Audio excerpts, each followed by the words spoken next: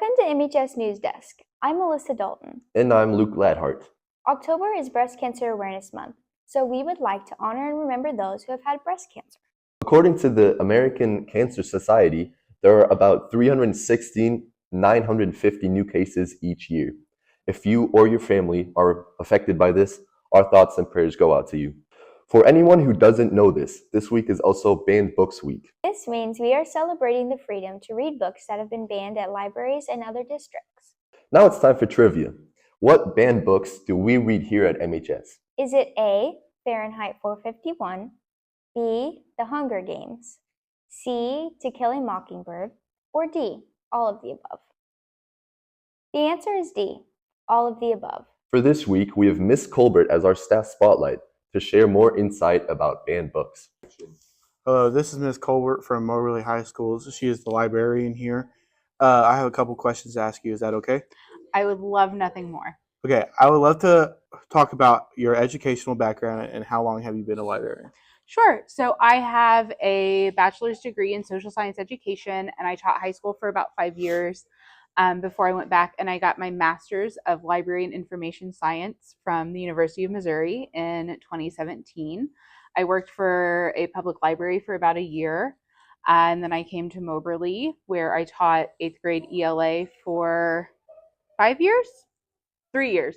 I can't math. Math is hard. That's why I'm a librarian and an English teacher and not a math teacher.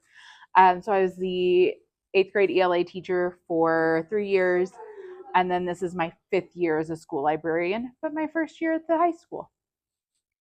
As a librarian, you probably have a lot of thoughts about Banned Book Week, which is October 5th through 11th. So what are some thoughts about banned books? So I think when it comes to banning books, obviously not a super big fan of it.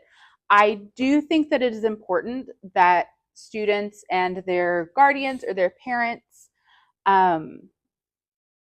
kind of get to decide for themselves what they do and don't want to read. I don't think we get to make that decision for everyone else. I think it's important that if we know that a book is not for us, that's okay. But just because that's not a book for you or a book that you want to read or that you agree with doesn't mean that it's not a book that somebody else needs. Do you have a favorite banned book, and why is it your favorite book? I do have so many favorite banned books, but one of my favorite banned books is called Speak. It's by Lori House Anderson, and I think I read it when I was in high school. It's a story of a freshman girl who attends a party over the summer before her freshman year and calls the cops on the party, and the party is busted up, and nobody really knows what happened or why she called the cops on them, but she kind of becomes an outcast in her high school because of this incident.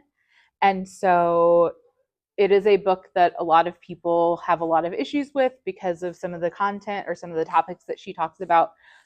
But it's written in such a way that it really feels like a freshman girl is telling this story, and it's so funny, and it's so there's a really good mystery involved because you're trying to figure out what happened to her at the party, and it's just a really fantastic book. Why are banned books so important to talk about and teach? I think banned books are important to talk about and teach because I think if people don't understand that books are being banned in places, that we can't work to kind of prevent that from happening, or at least come to an understanding about the importance of keeping books on the shelves and the importance of, again, making that decision that maybe this isn't a book for me, but that doesn't mean that it's not a book for anyone else. Do you have any last thoughts about Banned Book Week and censorship? I think that Banned Books Week is a really exciting and a really important week. And I am really glad that we're getting to talk about this because I think not a lot of people realize that this is still something that is happening today and that it's an important issue to be aware of. For example, in the last 4 years, there have been over 20,000 incidents of book banning. And so I think we just need to be aware that it's going on and have these conversations and to be able to talk about the content of books and the reason that maybe books are censored and how we can kind of come to an understanding to keep books on the shelves and to keep people reading. Okay. Thank you, Ms. Colbert, for this interview. Thank you. Okay. Thank you so much, Nate, and thank you so much, Ms. Colbert. We would like to congratulate the cheerleaders on making it to state. And also wish the JROTC good luck at their Raiders competition this weekend. We are also excited to send off our band members to their CMU competition this Saturday. We also look forward to seeing everyone at our home football game this Friday against Hannibal. This year, journalism is actually hosting a spooky shorts competition. And the rules are groups of 5 or fewer will create a spooky school-appropriate video that is less than 60 seconds long. Submissions should be sent to our journalism email as shared on the screen.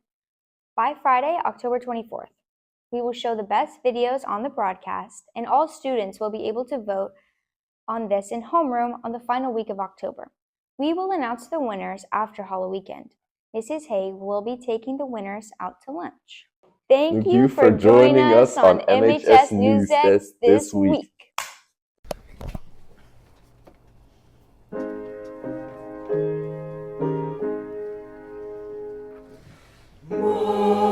Moberly Spartans, voices proud and true, with spirits strong, our hearts ablaze, through the years red, white, and blue.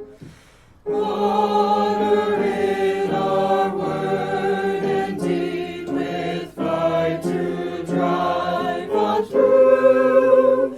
In all success, in each triumph, we'll remember red, white, and blue.